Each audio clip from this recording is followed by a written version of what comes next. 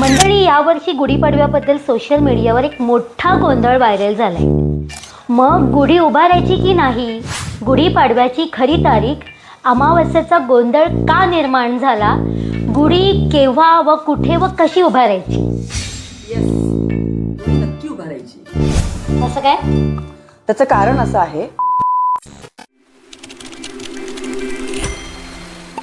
मंडळी, यावर्षी गुढीपाडव्याबद्दल सोशल मीडियावर एक मोठा गोंधळ व्हायरल झालाय.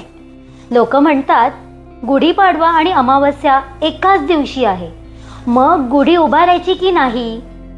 चुकीच्या दिवशी जर गुढी उभारली तर लोकांच्या मते शुभ दिवसही अशुभ मानला जातो. तर मग पंचांगानुसार आजच्या व्हिडिओत खरं सत्य काय आहे ते आपण जाणून घेऊया. या व्हिडिओमध्ये मी तुम्हाला सांगणार आहे गुढीपाडव्याची खरी तारीख, अमावस्येचा गोंधळ का निर्माण झाला, गुढी केव्हा व कुठे व कशी उभारायची. तर व्हिडिओ शेवटपर्यंत नक्की पहा. मंडळी, गुढीपाडवा हा फक्त सण नाही, तर तो मराठी नववर्षाचा पहिला दिवस मानला जातो. महाराष्ट्रात या दिवशी प्रत्येक घरासमोर गुढी उभारून नववर्षाचं स्वागत केलं जातं. गुढी ही विजय, आनंद व समृद्धीचे प्रतीक. लहानपणी मला आठवतं, गुढीपाडवा आला की घरात एक वेगळाच उत्साह असायचा. घराची साफसफाई, रांगोळी, नवीन कपडे आणि गुढी सजवण्याचा एक वेगळाच आनंद असतो.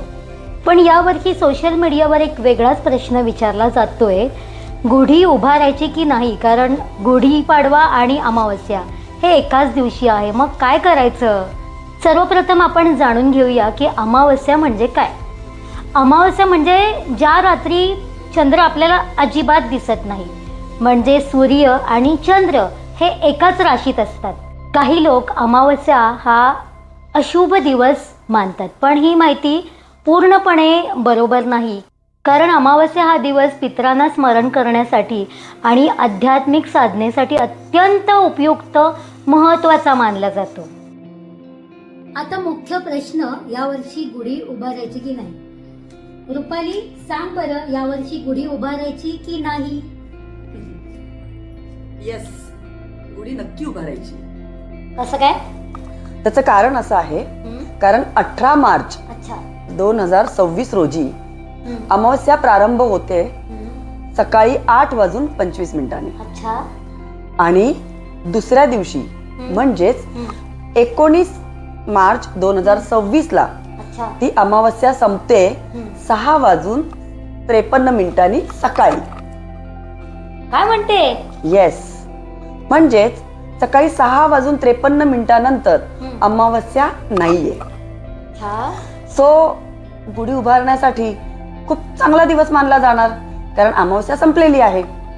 अमावस्या संपल्यानंतर लगेचच चैत्र शुद्ध प्रतिपदा सुरुवात होते.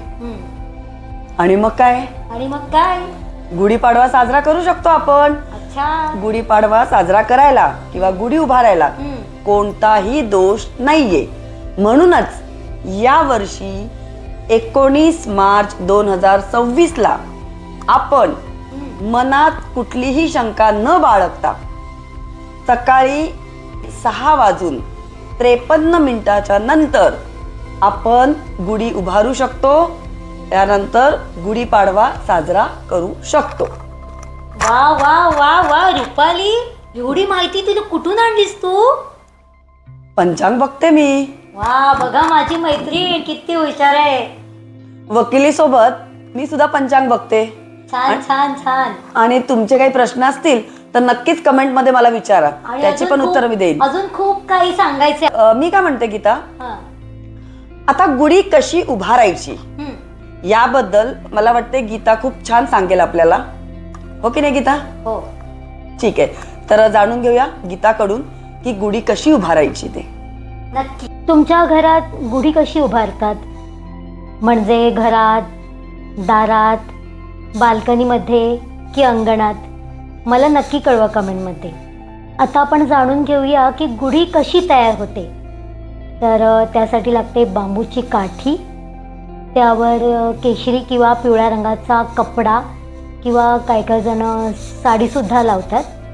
आणि दुसरं म्हणजे लागते कडुनिंब आणि आंब्याच्या झाडाची पानं, फुलांची माळ, साखरेच्या बत्ताशाची माळ, चांदीचा किंवा तांब्याचा कलश.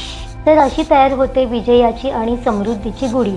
परंपरेनुसार गुढी तर गुढी घराच्या मुख्य दरवाजाच्या उजव्या बाजूला उभारायची असे शुभ मानलं जातं आणि गुढी सूर्योदयानंतर उभी करायची असेही सांगितले जाते.